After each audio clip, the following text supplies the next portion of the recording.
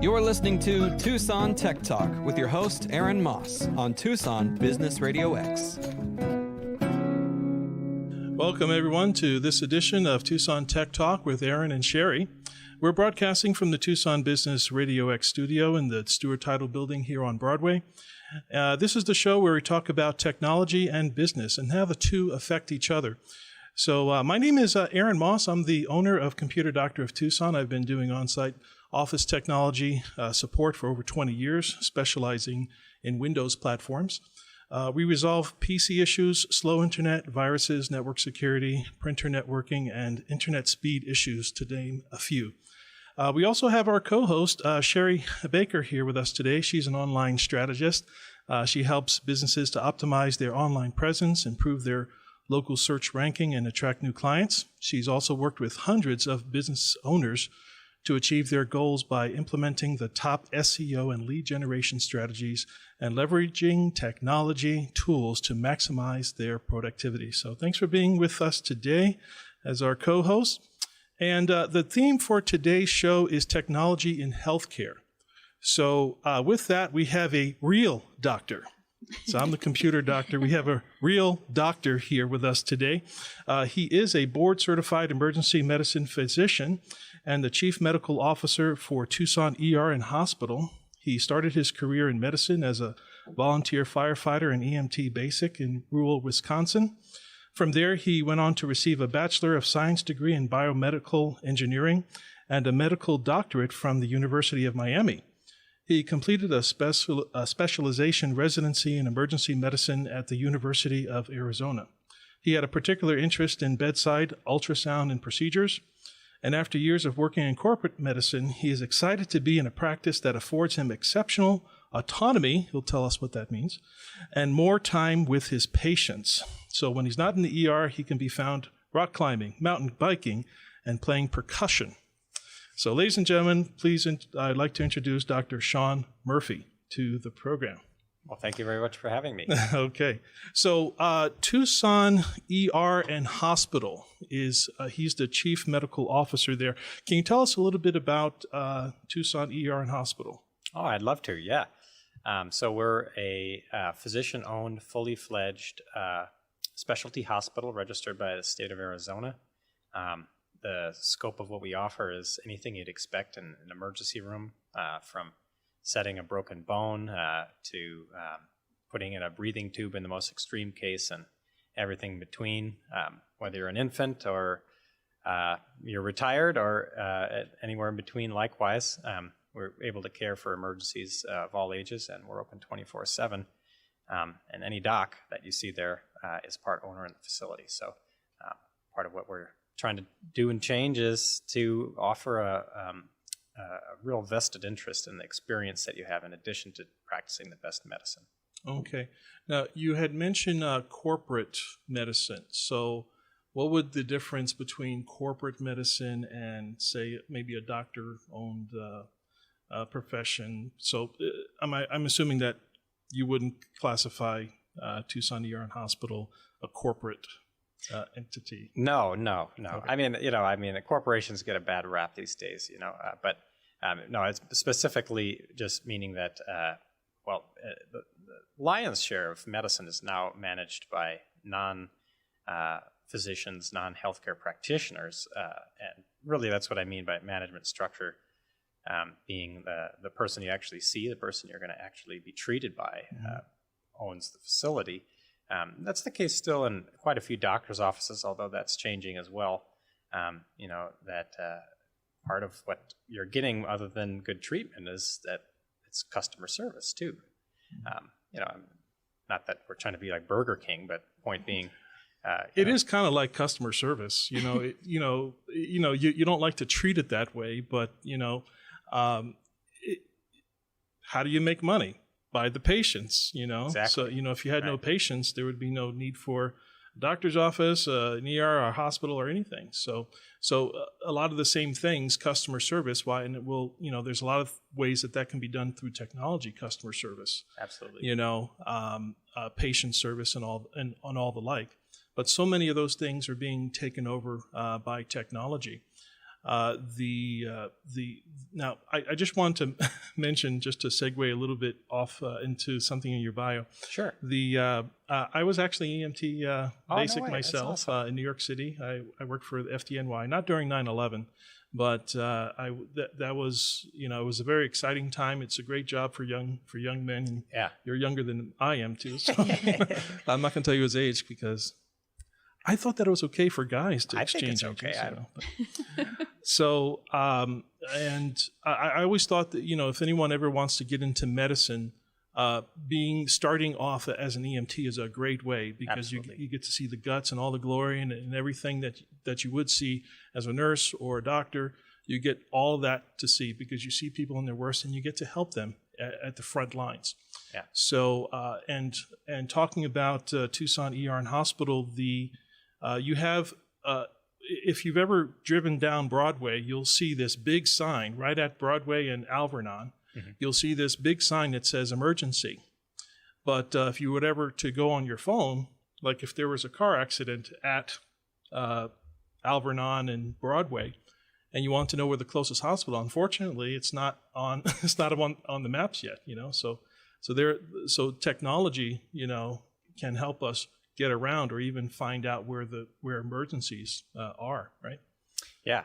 Although we do have our Google page up, our listing as a hospital. So it's just a matter of time. Just a matter of time. Just a matter of time. Well, we hope it gets on there first because, emergencies in Tucson. Hey, we need our ERs, don't we?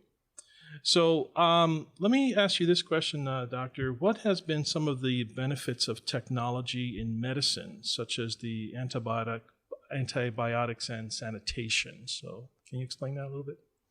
Sure. Well, I think, as a society, we seem to think that, medicine is making great strides, which is, it's funny to even suggest that is a loaded question because if you look, really take a bird's eye view as to what modern medicine has really done for humanity or our longevity, for instance. Technology is really flashy and it's fun, and I'm a big fan myself. But does it really impact our longevity? As in how long do we live and our overall health as a population? It's really not that black and white. In fact, modern medicine has done nothing at all to extend our lifespan. Okay. Well, they've made some advancements, and but is this something that a lot of people are concerned about? Because in your business, obviously, people want the best health care that they can get. Is antibiotics and sanitation something that a lot of people ask about? Yeah, absolutely. Yeah, and I think as a culture, I also think we tend to think that technology is just universally better, or more is better, or that intervention is better than doing nothing. But I think everyone seems to intuitively understand that we've gone a little bit too far. And interestingly enough, technology has been part of the way we've deduced that. So, for instance, everyone intuitively gets that kids need to be healthy, need to play outside, they need to get in the dirt, and they shouldn't have too many antibiotics. I think most people kind of get a sense that makes sense. But now through technology, through data analysis and research, it's not a controversy; that's a fact. So we can say confidently that's the case. Okay. So, Doctor, you also have one of your marketing people that was able to fortunately join us today. We had an open slot here, and we're glad that she's here. Her name is NARY. Yes, NARY Vang. NARY Vang. Okay. So a lot of now I've actually been to the Tucson Hospital ER website. So, what are some things that maybe from a marketing perspective that you thought was important to even have on the site? Honestly, a lot of people are looking for answers, and they're wanting to self-diagnose. I mean, you You go on Google and you put in all your symptoms, and before you even go to before you even get to the doctor, you already think, oh well, this is what I have. And that seems to be very prevalent in today's society. You go to the urgent care or ER and you're already telling the physician, this is what I found, this is the research I did. And Dr. Murphy, correct me if I'm wrong, but oftentimes they're incorrect. Yeah, that would be a statement I could get behind. Okay. So do you think, well, I'll ask the two of you, do you think that there is a self-diagnosing where someone can actually, how far can that go? In other words, like as far as self-diagnosing at home?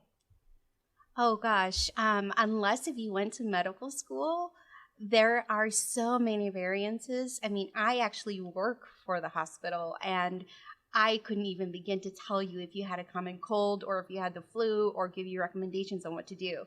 So, and I actually work at the hospital. So I couldn't even begin to tell you what you should do. I would say there's a reason why we have experts in the field that do what they do. And with everything that's going on with social media and people saying, oh, there's this whole movement on, not vaccinating, or there's a movement on not doing this or doing that for your children. I would say trust your physician, trust the people that are, the experts in the field that have done the studying, that have gone to school for all of this, because they're the ones at the end of the day that has the onus, the responsibility to, be the caretakers and the providers and the experts in the field. And unfortunately, Google puts technology and all the information in our back pockets. And in addition to playing Candy Crush, we're now looking up to see if we have cancer, and 9 times out of 10, I'm thinking, oh gosh, I have a common cold, but now I'm dying. So yeah. How about that? I have the opposite. I don't want to go to the ER. I don't want to go to urgent care. I actually really had a hard time last year. I got stung by a bee, and I didn't know that I was allergic. I thought that I would have known by now if I was allergic.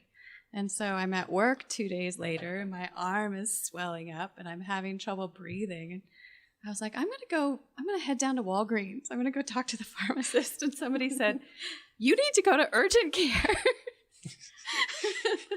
I ended up in urgent care, and they said, this is the largest localized reaction I've ever seen. Yeah, the other thing is, what is a real emergency? And even when I was in the medical field myself, we would get the 911 calls for a broken finger or even a cut on the finger, and there would be people that would be abusing the system. This was during a time where an ride to the hospital in an ambulance was free. Mm-hmm. And people took advantage of that. Well, it still is in a sense for some people. Well, if you can't collect, it's still free. So from now, just going back a little bit to the original quote, this over sanitation standpoint. So what when we say when we talk about technology causing harm to our species from a over sanitation standpoint, how would you answer that? Well, I guess tie it in with what you guys were just discussing. How do you determine if it's an emergency, whether you got a bee sting or you think you have cancer or you think your child has a cold? I think it's kind of expanding on that and leading into what you're asking.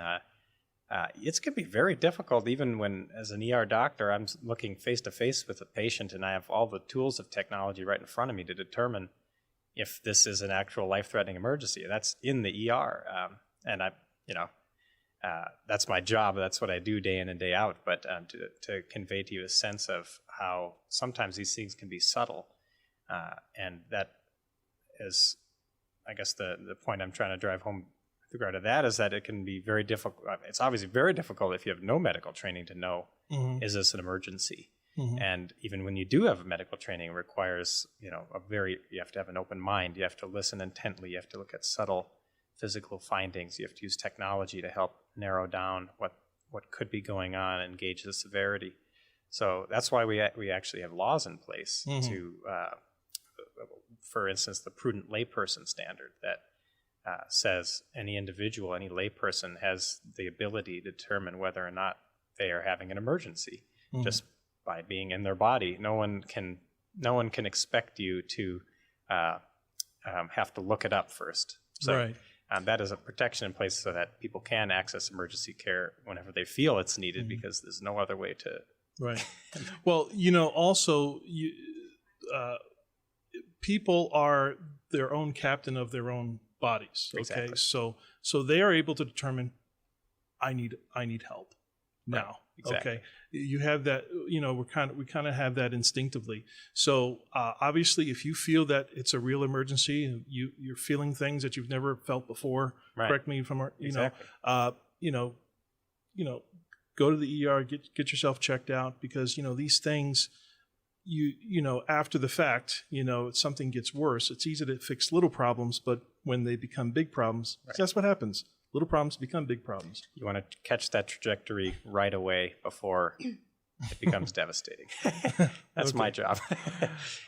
Continuing on the questioning about technology, how has the power of technology transferred the sense of responsibility from a healthcare provider like a doctor or a nurse to now being part of the system? So if someone comes in with a bee sting, okay, and it's not properly treated for whatever reason, it now becomes a problem with the system and not really based on a nurse or doctor's training. So what are the pros and cons about that? So very good question. So, bee sting is a great example because there can be just such a heterogeneity or difference in a person's response based on their immune system. In the most extreme case is anaphylaxis or life-threatening allergic reaction. And when that happens, if it's a true life-threatening reaction, it's basically there's very little hope if you don't have epinephrine on hand. So that's why you see people carrying EpiPens, right? Because the ER doc's not there; they don't have the epinephrine in the machine. So for that case, as an example, it's very important that the person takes careful responsibility to have that medicine accessible to them. And I think what you're getting at is there's a notion that because of all this technology, because of all the advances in medicine, that I don't really need to think about my health or what could happen in a life-threatening situation, or really know what to do. And the truth is that almost all of your health that is determined by your lifestyle, obviously, but and even in emergencies, your ability to take quick action until you can reach a facility like ours. And just to jump on with what Dr. Murphy is saying, one of the big downfalls is that nowadays it doesn't matter where you're going, you're using a computer. And so many protocols are now put into a system. So even if you come in with a bee sting, it's like, okay, patient comes in, bee sting, we do A, B, C, D, E. Despite of what the patient may need, they're just now following protocols and checking off boxes, and they actually take the patient factor out of it as well. So that also, that's kind of why Dr. Murphy and the other partners decided to build the hospital that we're at, because now they have the autonomy to say, we're not checking off boxes. We're actually going to really, take a look at the patient and figure out what the patient actually needs, sans technology, and figure out if this is the best, because we're not going to give them something that they actually don't need. And a lot of times, medicine has become so automated that it's put into place in order to become efficient. But when it comes to healthcare, you're really not looking for efficiency. You're looking for effectiveness. You want it to be effective. You don't want it to be fast. And when you have someone who is more concerned about profits and margins, efficiency is the key. Get them in, get them out.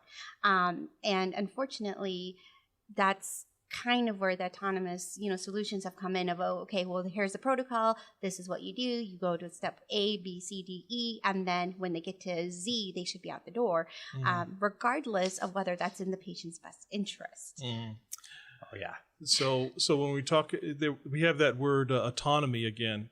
So autonomy is refers to things, automatics. You have a system in place where things are done on an automatic basis instead of someone actually manually doing something. So that kind of goes hand in hand with other shows that we've done, both on this show and the Technology Frustration and Gimmick show, which is on our website at computerdoctor.xyz. That stars just me rambling on. So if you want to hear me ramble, that's the show to listen to. Hey, that sounds like fun.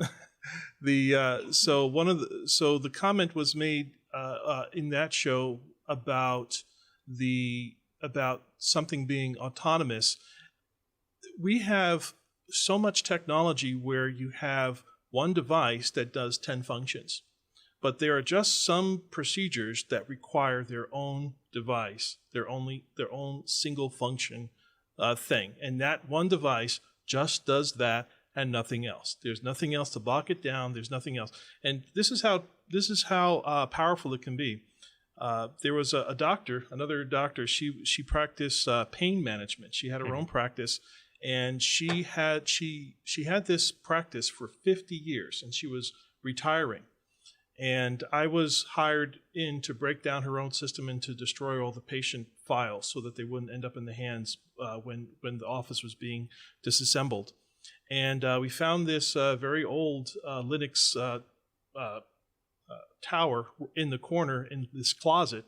It had spider webs on. It was dirty. It probably got a little wet in there too. Still running, but it had a single function. And all it did was take patient appointments. It was just an appointment-taking system. That's all it did. And it ran for 50 years on that same program. And in 50 years, it only had one service call when the power supply failed. And they just it was like a $20 part. They put it in, turned it back on. It continued as if nothing had happened. What company made that? We need more of that. We need more Linux. Well, it wasn't anything special about the computer. It just had a single function, and it was never online too. So if you want a computer to run a really, really long time, leave it offline. Okay, you leave it offline, it'll never update. There'll never be any bad patches. There'll never be any of these things. So at the very least, even if they had a complete meltdown of their system, they still had their patient appointment schedule. At the very least, that's what they had. And they had it consistently. Excuse me. So now this autonomous type of mentality can really be applied to anywhere. Anything that we do, whether it be in a business or whether you're doing SEO or you're doing medical service, you can find little procedures to autonomize. And there's even software out there where you can actually set up a computer on a screen, even if it's a software, to automatically move the mouse, push this button, then after it pushes that button, go down 5 pixels and then 10 pixels over, click this button, click and drag that over, and you can have it just do these little things over and over every minute or every hour, and it'll just keep on doing this over and over. Then you leave that computer alone, and you disconnect the keyboard, the mouse, everything. You just let it there, and you just let it run that function over and over and over. And that's how you automate a lot of these things. Okay, you're sending it emails, it's picking up the emails, putting that information into a system, and it's just automated. Now that has nothing to do with patient care. That when we start getting into the records, which is a lot of medical, because I know medical records is a department, in many cases. And something that technology has recently changed quite a bit. Yeah, not for the better. Records. No, okay. I'm being partly facetious, but yeah, it has created a devastating disconnect between providers and patients. What things are automated at the Tucson ER and Hospital? Well, I guess with regard to what you were saying earlier, I was saying autonomous in the sense of being autonomous as a provider. So making your own decisions, needing no oversight or protocolization of your practice, I guess. But technology-wise, obviously, we have a lot of things that are automated. Which obviously that makes sense as far as we have an EMR, a lab information system.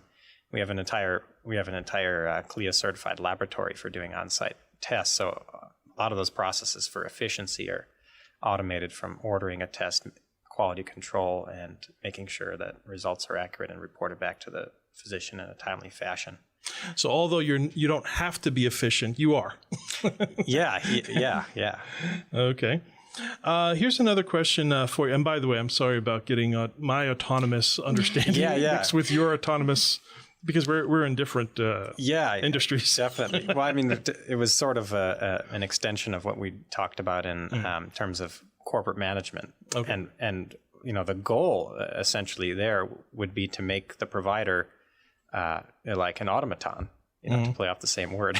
Okay. Basically delivering the same exact protocolized algorithmic care to every patient every time in an efficient manner without regard to any nuances that may arise. And that's part of the frustration, that I've experienced working in corporate healthcare for many years. And Dr. Murphy even says that he used to receive reports that would actually show his metrics and where he compared in conjunction with others, that would actually measure every little thing as if he were a robot. Yes. I mean, and that's the last thing you want is a robot running a program taking care of you, because you're like, wait a minute, but I don't have that. And it's like, yes, but you showed the symptom, and so we're going to give it to you anyway. Well, there's so much emphasis on things being automatic and robotic. Right. But back in the 50s and 60s, where we had these TV shows about the future and space travel, you had this big robot on wheels, and it had, things sticking out. And, and then when Star Wars, came out, it was, wow, they got these droids. It's amazing. They're just all this information. We have all this on the phones as well. But the reality is they do make a great support to back up someone actually doing real work. So they do have a position in all businesses. And the nice thing about it is everyone now has access to it. A lot of doctors' offices, for example, if you want to make an appointment with a doctor, they have an app. You have to go to their app. You have to load their thing. My wife goes to an urgent care, okay, and so do I. Okay, when I'm not feeling well, I said, "Okay, honey, open up the app. Let's get a thing on there." Well, now you go to Tucson ER Hospital instead. So you guys do urgent care type stuff? Anything. I mean, again, sometimes it's not always clear what the difference is, and actually, 20 to 30% of our business is actually transfers from urgent care centers who don't have the diagnostics to complete your workup. Mm-hmm. Okay, interesting. Yeah, and a lot of urgent cares now are actually going into a Skype video chat type of a format where they'll actually just video chat with you or have a phone call, and they'll do diagnosis, that way, and without you physically having to go somewhere. And they'll charge you the $25 if they're able to treat you or write you a script or whatever. And if they're not, then they'll just actually refer you to the nearest ER. And the reason why a lot of them are doing it that way is because they're finding that brick and mortar isn't actually a conducive method, because there's a lot that they can't do. Is online medicine a reality? Oh, yeah, definitely. I mean, geez, I have family members that call me every single day. Hey, this hurts, that hurts. Can you help me with this problem? Can you figure out, do I have cancer? Do I have a pneumonia? And, they're in Connecticut. And so, from that standpoint, there's an expectation that you can make a diagnosis from anywhere. The trouble is that making an accurate diagnosis just from a history, as we call it, or just by talking to the patient, can be pretty difficult. That's why getting a patient on site and in front of technology, essentially, radiology and laboratory studies, can really help us to then point the patient in the right direction and get them on the path to get better. And the nice thing about that, if a technology where like NARY was saying, if someone would just have access to, say, like Skype or some sort of video chat or some sort of app where it's a combination of punching in your symptoms, like WebMD has the big, guy, and you click on, my leg hurts and I got a headache, and and then you hit talk to a nurse or talk to a physician or something like that. That information will be forwarded, and then now you have someplace to start. Okay, so we were talking about a brick and mortar, something like that. Wouldn't even require brick and mortar. It would allow doctors to, number one, work from their homes. It would allow people to not have to leave their home, because there's been a lot of studies about how people actually can recoup better at home than they would, in hospital. All kinds of studies. Yeah, it's good to be home. So yeah, it is good to be home. All that. So we have all these technologies that actually help us. But in a moment, we're going to talk about how technology has actually hindered or even sometimes getting out of the way. Always fascinating and always ahead of the game. The computer doctor is Aaron Moss on Tucson Business RadioX. This is Tucson Tech Talk. We're talking here with Dr. Sean Murray, Chief Medical Officer at Tucson ER Hospital here in Tucson. And I said Murray, didn't I? Murphy. Sean. Just Murphy. Remember the good doctor, the real good doctor. Way before that TV show came out. I love doctors with a humor. It means that they know what they're doing. If you have a doctor that comes in to see you that can take a joke and tell a joke, you're dealing with somebody. Well, it's good medicine. It's good medicine. Laughter. So we're still here talking with him, and the nice thing about Tucson ER Hospital, they're new here in town, and this is still late of 2019 for those of you that are listening to this program on a recording for later. They're at Broadway and Alvernon. We're going to be posting their information on the show notes. Swan. Sorry. Did I say Alvernon? Not. Oh, that's right. Swan. We're at Broadway and Alvernon, right? Okay. The studio is at Broadway and Alvernon. Their hospital is at Swan and Broadway. Broadway and Swan. I am so sorry. But I'm here now if there happens to be an emergency in the studio. This studio is a hospital right now. We have the Chief Medical Officer there, Dr. Sean Murphy, with us. So we were talking about how technology has affected different industries, especially in healthcare. So what are some of the ways that technology has gotten in the way of good medical care? Well, great question, and it really touches on what you just said about online medicine and essentially giving people the idea that somehow you can get away with just talking to someone over the phone, except in the most rare circumstances. Can you make an accurate diagnosis of a health problem over the phone? Again, I think we have to go back to the core of what medicine really is. And in the end, what medicine is, the practice of medicine is and always been, is two human beings agreeing to meet to resolve a problem. And in the end, that's why the stethoscope was developed, because just talking to somebody wasn't exactly the most accurate way to know what was going on with their lungs. So now you can listen and hear if they're wheezing or they have a consolidation. And then now we have chest x-rays and ultrasound and MRI and CAT scan and even more accurate ways to essentially stethoscope your lungs, to put it one way. But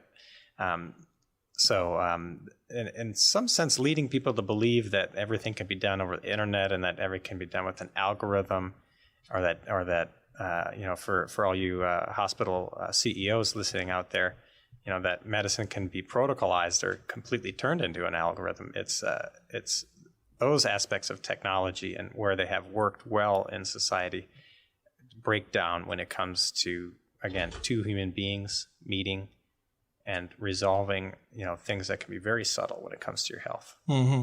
So when we talk about maybe how someone can self-diagnose, we were talking about that earlier. If someone is self-diagnosing themselves, there can be dangers because that person may not be trained. They might be maybe trying to treat a symptom instead of the root cause.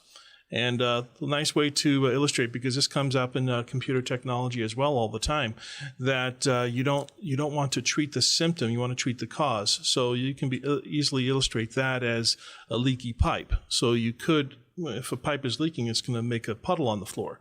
So you could stand by with a mop and just keep on mop. Every time it drops, you mop it up. Drop, mop, drop, mop. You're addressing the symptom. Okay, but what's the real fix? You need to plug up that leak because that's causing it. We need to put you in charge of healthcare. Gladly. Yeah, and there's something to be said about the physical touch aspect when you see a physician, because they can actually touch you and they can actually really feel, certain areas to see what's going on. I know that there's been many times when I've gone to the doctor and I thought I had an ear infection, and the doctor will actually feel, underneath my jawline, and they'll say, actually, you have swollen glands and it's actually a sinus infection. Well, my ears hurt and I had a fever. And so I'm sitting there thinking, oh, I felt this before, it's an ear infection. And I'm just so certain that that's what it is. And I go in and I'm like, I need this antibiotic and I'm going to feel better. And they're like, no, actually, this is what you have instead. And so there's something to be said about that aspect of it, that when a doctor's there, they can actually physically touch and see what you're describing and if it actually is. And you may describe it as, oh, I don't have a fever. And the doctor's like, you actually have a really bad fever. What are you talking about? And there are often times when people come in and they don't think they have a fever and they actually are burning up. And it's because you can't feel that. And a physician is actually going to be able to touch and feel. And over video, you can't do that. I mean, you may look at them and they may look a little pasty, they may look a little sweaty, but you can't really have that physical interaction to be able to say, yeah, you're burning up. So there's something to be said about having the actual physical interaction with someone. And that's how you receive the best quality care, is to actually physically go somewhere. And, back into what you were saying about technology getting in the way, so much of the equipment and the tools that they've created for innovation for surgical procedures especially has now turned a lot of things into outpatient procedures. And so now you're getting your gallbladder removed and your appendix removed and you're getting sent home without maybe the proper care that you may have needed, where before, if you had an appendicitis, or an appendectomy, you stayed in the hospital for a couple of days and you got, care and other things before you were sent home. And now it's, a 30-minute procedure and then you're on your way and they're just like, bye. Yeah, although, it might be nice in some cases, especially straightforward cases. But I mean, to further the point though, I think what patients notice, and viewers out there who have accessed medical care recently, or listeners, I should say, have noticed, is that oftentimes their provider is buried in a computer. So in addition to advances in the medicine itself with the advent of electronic medical records, you notice your provider is carefully trying to navigate their medical record and may not even make eye contact with you during your consultation. So in that way, technology has sort of robbed the attention of healthcare providers and made the focus on the technology instead of on what the patient's actually saying or actually pushing on their belly to see if they have inflammation over their appendix or over their gallbladder. So there's sort of a heist that took place there. I want to just go back in time a little bit from when I was working EMT. So I would always be trying to find ways to do things quicker and to get data faster. I found a way to take a blood pressure manually with a cuff with my stethoscope.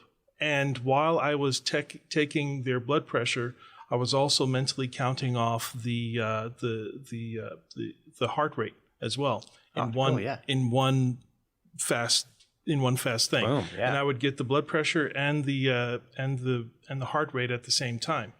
And unless the person, I'm not going to say if I actually ever always took the respirations, but you can pretty much guesstimate those, because at the same time you're talking, how are you supposed to check somebody's breath rate if they're talking? You could always wait till they're okay, hold on 1 second while I write this down, and then you're slowly, okay, that's 1,001, 1,002, 1,003. So a lot of this doesn't happen pre-hospital care, which I feel that more technology should be going there, because the front line, as well with emergency care, Okay, the more technology that can be utilized in that area will go a long way because you catch things faster. Very true. Exactly.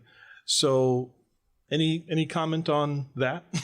Sure. Well, yeah. I mean, one of the best ways that technology in pre-hospital care has really impacted patient outcomes is in 12-lead EKG transmission. So, a 12-lead EKG. People are familiar with EKG. It's that funny electrical signal that shows that your heart is beating and is creating a sound when you're in the ER. When we do 12 leads, you put all the electrodes on your chest and your extremities, and you get a picture of how electricity is flowing through the heart. And the ability for EMTs to put that on a patient who's having chest pain and send that remotely to a local ER, like ours or one of the other shops in town, we can quickly diagnose if somebody's having a massive heart attack and get the cardiac catheterization laboratory ready. And that has been shown now scientifically to have a huge impact on that person's outcome. Actually, that technology has been around since the 70s. Yeah, I mean, they could be radio. It can be transferred by radio and by fax machine. You remember fax machines? It's scary how much we still use fax machines. Oh, we use it every single day in the hospital. It's terrible. Medicine is one of those places, just like the law offices, they're still using fax machines. And typewriters, they still keep a typewriter around. Yep. But nobody hacks it. True. When you're talking about HIPAA and you're talking about privacy, nobody hacks it. It is. You're right. It's not a target. People are trying to hack your email, try to hack, hospital systems. We have all these systems that are being hacked. One of the credit bureaus was hacked. Target was hacked. Walmart hacked. All these places. But some of these older technologies, they're being hacked by younger guys than us. Younger than 32 years old, okay, and they don't know what a fax machine is. It's hard for them to hack it if they don't know what it is. Well, don't give them any ideas. No, I'm just joking. But are you still getting spam on your fax machine? No. That's no over with spam now. I forgot about all the that. spam fax. Wow, yeah, that come was in, a there'd be thing? piles of paper on the floor. Yeah, we have no spam. Yeah, but those original EKG machines, even the portable ones, there's actually a phone line jack on those in one of those back compartments that open up. The one I used in Wisconsin had one of those. Yeah, you could actually plug that in while you're at the patient's house. In the house. Ask them to use their phone if they have a landline phone. Yeah. May I use your phone? Unplug their phone, plug your EKG machine in, dial it into the hospital, and they can receive the live thing right now. Yeah. And you can say, "Yep, doctor, okay. Doctor wants you to do cardio convert." I forget when you shock on the tops of the cardioversion. Cardioversion. Thank you. So see, I do know what I'm talking about. Very good. I like it. So you can get that information from the doctor, and he can tell you what medications to push at that time because he can see the waves through the phone line. So that's actually an older technology. I don't know why they're not doing that. Are they? If you have emergencies coming into your ER, do you get patients coming in where you actually have 12-lead EKG graphs before they even get there? Not at this time, and only because currently our inbound ambulance traffic isn't happening. Okay. But you're ready to go. Yeah. Well, the first thing that happens when somebody walks in is they get if they are having any cardiac complaint or chest pain, they get a 12-lead EKG immediately, and we look at it. But the EMS system in Tucson actually is doing a pretty darn good job of capturing those 12-lead EKGs and transmitting them. I used to work at the South Campus Hospital. It's now Banner South, but before Banner took over, and we would get activations from the field for a certain type of a heart attack, and that it definitely makes a big impact on that patient's outcome. Mm-hmm. What are your now? Since this is a technology show, I wouldn't be doing my job if I didn't ask the good doctor, how far are we from the Star Trek scanning machine where you the tricorder? How far are we away? Because they do have the thermometer that you just wipe it across their forehead, Yeah. and that's Infrared. pretty cool. Yeah, that's neat. Okay, and we have those cool pulse oximetry machines. Yeah. Right.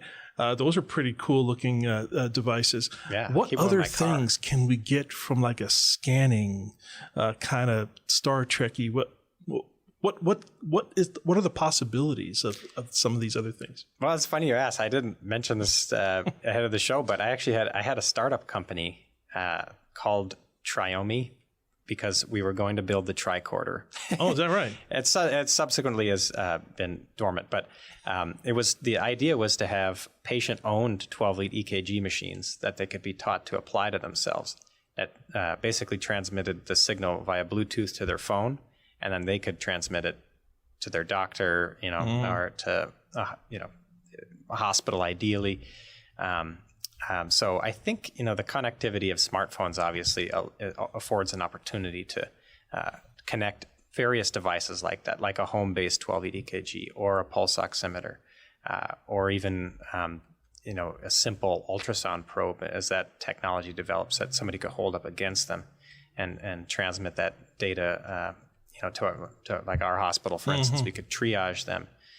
Or even make diagnoses. I think the smartphone, I think has really offered an opportunity, because it's essentially that fax, that gateway anywhere. The trouble is, can we create connected devices that offer these, these diagnostic modalities that can give you that instant transmission? So I see ultrasound being one of those that's definitely going to pop up here in the future, where we're going to be transmitting those in real time. So, like in real time, someone can do their own ultrasound at home and transmit it to their doctor? Oh, that's definitely going to be a thing.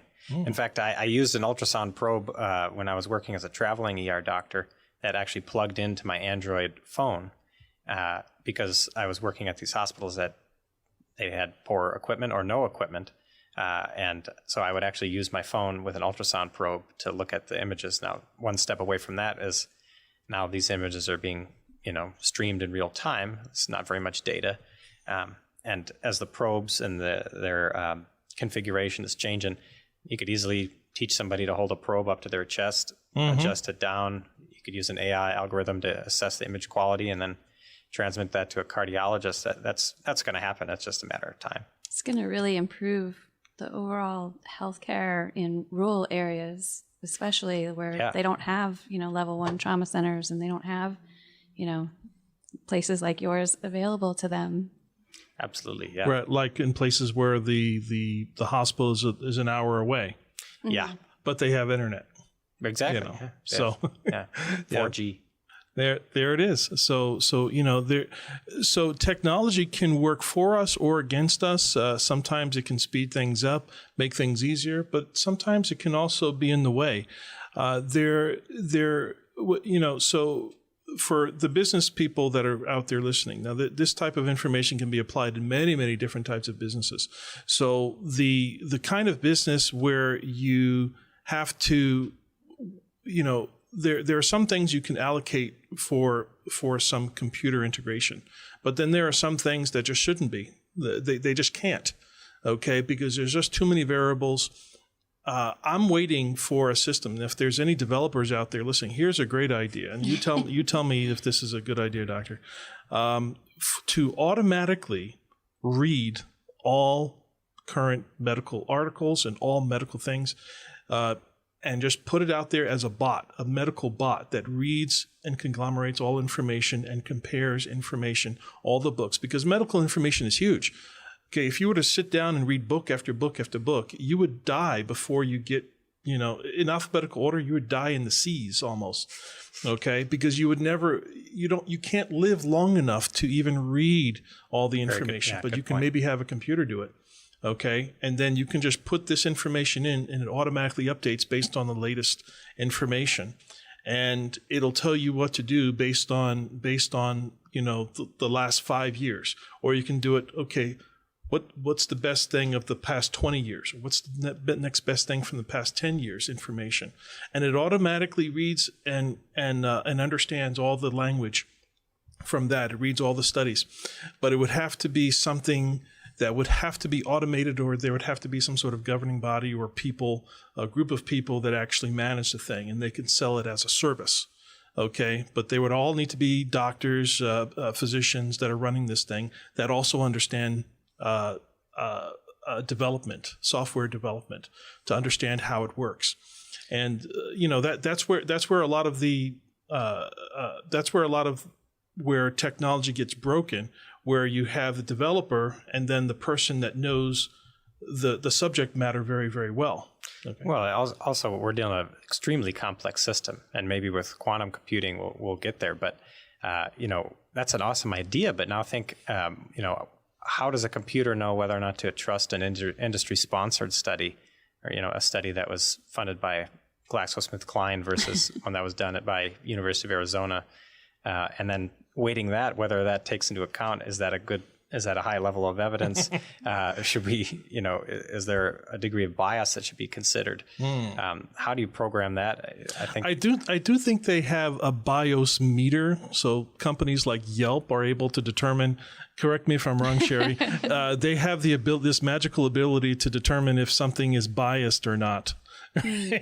So I don't know, maybe they can have to follow the money trail. You have to have a separate bot that communicates with it, that follows the money trail, where the research funding came from. The bot also needs the tax returns of the principal investigator. And you see, it can be done, but you see, only a computer can do it. Nobody has the time for this, So, but all this, ultimately, talks to us about how technology is here to stay, and it can be here for our benefit for many, many years to come. For any final words on why people should come to Tucson ER and Hospital here in Tucson? Well, I'd say, in light of this discussion, that technology is a beautiful thing, and it's certainly augmented our lives in a lot of ways. But let's not forget about the human element, not only of our own lives, but of medical care. And I think at Tucson ER, we're big fans of technology at Tucson ER and Hospital. We have MRI, CAT scan, ultrasound, 24/7 full on-site lab. But what we're really trying to do is get away from that aspect of technology, which is try to protocolize medicine. We want to be really humanistic doctors that want to be establish a connection with you and treat you with respect and dignity like you should at any hospital. Okay, very good. NARY, anything you want to add from the marketing? Actually, you guys do have can you tell us about the event that you have coming up? We actually have a ribbon cutting that's coming up this Thursday, and that's going to be from noon to 8. The actual ribbon cutting ceremony is at 1 p.m. So if you want to see the ribbon cutting ceremony, that's at 1. We're going to have elected officials there, and we're going to do the big ribbon with the big scissors, the whole 9 yards, news, everything. But we welcome the general public to come and take a look to our facility, and just really find out who we are. That's the big thing, is that we are so new, and this concept is brand new to Tucson. We're the only one here that operates the way we do, second one in all of Arizona. And, like Dr. Murphy said, the reason why the physicians decided to do what they do is because they wanted to truly care about the patients and put that care back into the healthcare system. And so there's, that's the reason why we do what we do. That's the reason why our hospital doesn't have wait times when you come. There's not a huge lobby with, sick patients, everything, their bedside manners. I mean, if you guys like Dr. Murphy now, you guys should, meet some of the other partners as well. They're all phenomenal. So it's a wonderful place, a wonderful team. We hope that you never need us, but if you do, we're there for you 24/7.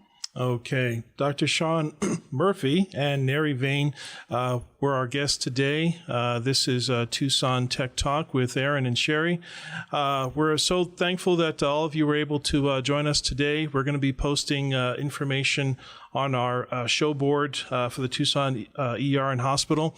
I'm going to be at this. I'm going to try my best to be there at the event so you can see myself. maybe Sherry and Dr. Murphy and NARY Vane as well. So we hope that you were able to pick up something out of the show today. We're going to be broadcasting in another week. We're going to be, we haven't quite finalized the guest lineup for next week's show on the 18th. We encourage you to listen live. Please send us your comments. And if you, for everyone that gives us a comment, we're going to either give you a shout out on air or have some sort of acknowledgement online.